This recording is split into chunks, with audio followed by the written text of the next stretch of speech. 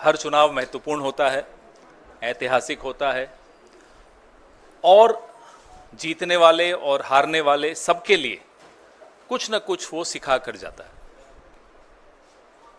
जम्मू कश्मीर में 10 साल बाद एक चुनाव हुआ। जिन परिस्थितियों में हुआ वो आपके सामने है। कैसे जम्मू कश्मीर को बेइज्जत किया गया, राज्य का दर्जा छीना गया, वो आपके सामने है। और कैसे केंद्र सरकार ने रूल बाय प्रॉक्सी अपने लेफ्टिनेंट गवर्नर के माध्यम से किस तरह से जम्मू कश्मीर में भ्रष्टाचार, कैसे वहाँ के स्थानीय नागरिकों की न सुरक्षा का ध्यान रखा, न रोजगार का ध्यान रखा। लगातार जो खबरें, आतंकवाद बढ़ने की खबरें, जम्मू रीजन तक में आतंकवादी हमले होने लगे, न आम नागरिक वहाँ सुरक्षित महसूस करता है, न पर्यटक महसूस करते हैं अपने आप को सुरक्षित। कश्मीरी पंडितों से जो वादे किए गए वो बिल्कुल भुला दिए गए पिछले 10 साल में। ये सब इन परिस्थितियों के बीच में जम्मू कश्मीर में एक चुनाव हुआ, ऐतिहासिक चुनाव था और जम्मू कश्मीर के बाशिंदों ने एक स्पष्ट जनादेश दिया।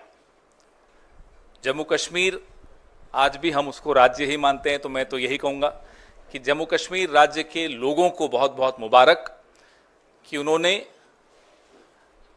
इस चुनाव में बढ़ चढ़कर हिस्सा लिया और करारा जवाब दिया उन लोगों को जिन्होंने जम्मू कश्मीर को की इज्जत को रौंदने में कोई कसर नहीं छोड़ी थी। जैसा कि आप सब जानते हैं, पूर्ण राज्य का दर्जा छीनकर यूनियन टेरिटरी बनाना अपने आप में अप्रत्याशित था। हरियाणा में चुनाव हुआ जिसके नतीजे बिल्कुल अप्रत्याशित हैं और यहां तक कि यह भी कहेंगे कि अस्वीकार्य हैं। जिस तरह की शिकायतें लगातार आ रही हैं, अभी हम जयराम रमेश जी और मैं जिस कमरे में बैठे थे वहां भी लगातार शिकायतें, हमारे नारनौल के कैंडिडेट राव नरेंद्र सिंह हो गए या पानीपत के कैंडिडेट हो गए, 3 जिलों से, हिसार, महेंद्रगढ़, पानीपत, यहां से लगातार शिकायतें आ रही कि कैसे बैटरीज जो मशीन की थी वो 99% थी और जिन मशीनों की बैटरीज 99% थी उन मशीनों में नतीजा एक आया, हमें हराने वाला नतीजा आया, और जो मशीनें नहीं, जिनको छेड़ा गया, जिनकी बैटरी 60-70% जो स्वाभाविक है होनी चाहिए थी, उसमें हम जीत रहे हैं हमारे कैंडिडेट। तो हम ये सारी शिकायतें इकट्ठी कर रहे हैं। हमारे कैंडिडेट्स ने वहाँ रिटर्निंग ऑफिसर्स को शिकायतें दी हैं और दे रहे हैं अभी, लेकिन आने वाले कुछ दिनों में ये सारी शिकायतें लेकर हम चुनाव आयोग में जल्दी ही जाएंगे और अपनी शिकायत वहां दर्ज कराएंगे। इस तरह का नतीजा कहीं भी धरातल पे नहीं दिख रहा था। आप लोग भी गए, हम लोग भी गए, सब घूम रहे थे। कोई ये नहीं मान सकता कि हरियाणा में इस तरह का अप्रत्याशित नतीजा आएगा। हम सब अचंभित हैं। ये अगर एक लाइन में इसको कहा जाए तो ये तंत्र की जीत है और लोकतंत्र की हार है। हम इसे स्वीकार नहीं कर सकते। जयराम रमेश जी से मैं आग्रह करूंगा कि इस प्रेस वार्ता को आगे बढ़ाते हुए अंग्रेजी में अपनी बात रखें।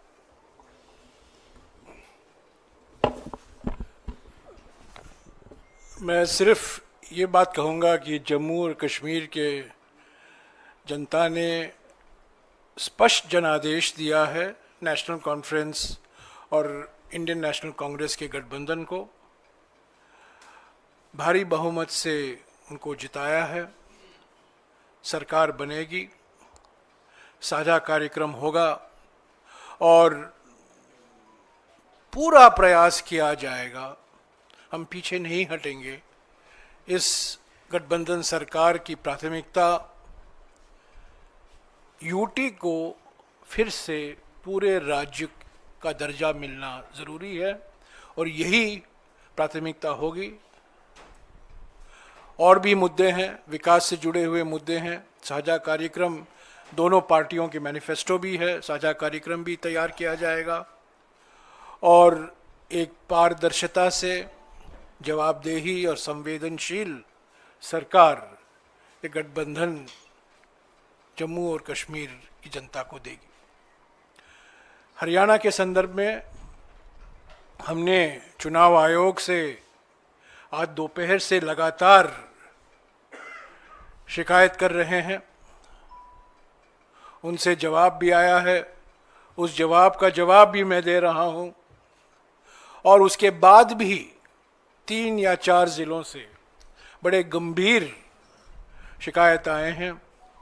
वो सब कल या परसों हम चुनाव आयोग के सामने पेश करेंगे।